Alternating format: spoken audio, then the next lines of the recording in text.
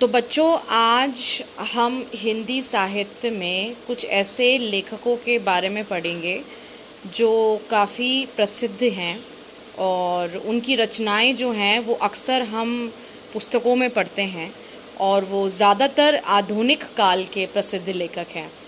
तो चलिए शुरू करते हैं। पहले लेखक जिनके बारे में आज हम पढ़ेंगे वो है जयशंकर प्रसाद। आप में से बहुतों ने जयशंकर प्रसाद की कई रचनाओं को सुना होगा और ये बहुत ही इम्पोर्टेंट होते हैं बोर्ड्स पॉइंट ऑफ व्यू से भी। तो इनके बारे में कुछ ज़रूरी बातें जान लेते हैं। जयशंकर प्रसाद का जन्म जो हुआ था वो वाराणसी में हुआ था। इनकी कुछ रचनाओं में से जो मैं आपको आज बताने वाली हूँ वो हैं झरना, आंसू, लहर, कामयाबी, प्रेम, पथिक। कई बार पेपर्स में ये क्वेश्चन आ जाता है कि ये रचना किस लेखक की थी। अक्सर अगर आपने कोई भी पेपर के लिए तैयारी करी हो तो ज़्यादातर पेपर्स में इन रचनाओं के बारे में पूछा जाता है। तो जो सबसे ज़्यादा मशहूर रचनाएं इनकी हैं वो हैं झरना, आंसू, लहर, कामयाबी, प्रेम, पथिक। कुछ कहानियों के नाम भी यहाँ पे दिए हुए हैं, जैसे छाया, आंधी, इंद्रजाल, प्रतिध्वनि, आकाशद्वीप। जयशंकर प्रसाद ना ही केवल कहानी और रचनाओं में अपना जो एक उनका इंटरेस्ट था, वो कई नाटकों के वजह से भी प्रसिद्ध थे, जैसे कि चंद्रगुप्त, स्कंदगुप्त, राजश्री और ध्रुवस। उन्होंने ऐसे कई नाटक भी लिखे हैं जो बहुत अपने समय पर मशहूर हुए थे। कुछ उपन्यास जैसे तितली, कंकाल और इरावती, ये भी जयशंकर प्रसाद के जाने माने रचनाएं हैं। तो अभी हमने यह जाना कि जयशंकर प्रसाद जो थे उनको अपनी प्रसिद्धि केवल एक श्रेणी में नहीं बल्कि विभिन्न श्रेणियों में थी। जैसे कि उनकी रचनाओं में कुछ कहानियाँ भी थीं, कुछ नाटक भी थे और कुछ उपन्यास भी थे। अब जो हम दूसरे लेखक के बारे में बात करना चाह रहे हैं उनके बारे में भी आप लोगों ने कई बार सुना होगा। उनका नाम है रामधारी सिंह दिनकर। काफ़ी मशहूर लेखक हैं और इनका जन्म मुंगेर, बिघर में हुआ था। कुछ इनकी रचनाओं में से हैं उर्वशी, हुंकार, परशुराम की प्रतीक्षा, हाहाकार, संस्कृत के 4 अध्याय। मेरा मानना है कि हाहाकार के बारे में काफ़ी लोगों ने सुना होगा और यह काफ़ी प्रसिद्ध आलोचक भी रहे। अपनी लेखिकाएं लिखते थे और इनका नाम जो था वो कुछ आलोचकों में भी शुमार था।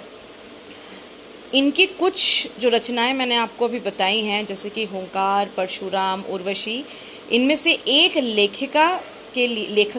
इनकी लेखी के लिए इनको ज्ञानपीठ पुरस्कार भी मिला है। वो इतना ज़्यादा लोगों में पसंद किया गया कि इनको पुरस्कृत किया गया था उर्वशी के लिए। संस्कृत के 4 अध्याय के लिए भी इनको साहित्य अकादमी पुरस्कार से नवाजा गया।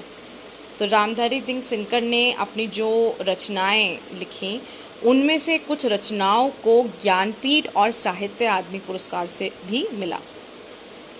आखिरी जो हम पढ़ने वाले हैं वो है महादेवी वर्मा। इनके बारे में भी आपने इनकी कई लेखियाँ पढ़ी होंगी और वो काफ़ी प्रसिद्ध हैं। ये एक छायावादी कवित्री थी जिनको पद्म विभूषण, जो कि एक बहुत ही ऊंचे पद का एक अवार्ड होता है, वो मिला 1988 में। इनको यामा के लिए ज्ञानपीठ, आधुनिक, मीरा और इनकी कुछ रचनाएं जो मैं आपको बताने वाली हूँ, जो मैंने अभी ऊपर आपको लिखी थी, जो उनको पद्म विभूषण मिला था, वो यामा के लिए मिला था। तो इनकी कुछ रचनाएं हैं यामा, अतीत के चलचित्र, गिल्लू, एक गिलहरी की बहुत फेमस आपने कहानी सुनी होगी। जब बच्चे अपनी किताबों में, कई बार वो बोर्ड्स के बुक्स में भी, एनसीईआरटी और सीबीएसई में आप अक्सर महादेवी वर्मा की लेखिकाओं को पढ़ते होंगे।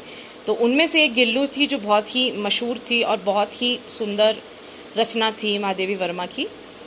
उसके साथ ही दीपशिखा, निहार और नीरजा, ये काफ़ी प्रसिद्ध रचनाएं हैं जिनकी महादेवी वर्मा को बहुत प्रसिद्धि मिली। तो आज मैंने आपको हिंदी साहित्य के कुछ ऐसे लेखक के बारे में बताया जो पुरस्कृत हैं, जिनका बहुत नाम है, जो बहुत मशहूर हैं और उनकी रचनाएं ज़्यादातर, अगर आप किसी कम्पिटिटिव एग्ज़ाम, गवर्नमेंट एग्ज़ाम में बैठते हैं तो अक्सर कुछ लेखकों की रचनाओं के बारे में पूछा जाता है। तो अगर आप इन रचनाओं के बारे में पढ़ लेते हैं तो आपको सब समझ आ जाएगा। चलिए, अगर आपको मेरी वीडियो पसंद आई हो तो इसको देखें और लोगों तक और पहुंचाएं। जो भी बच्चे बोर्ड्स में हैं, 10th और 9th की पढ़ाई कर रहे हैं, उनके साथ शेयर करें।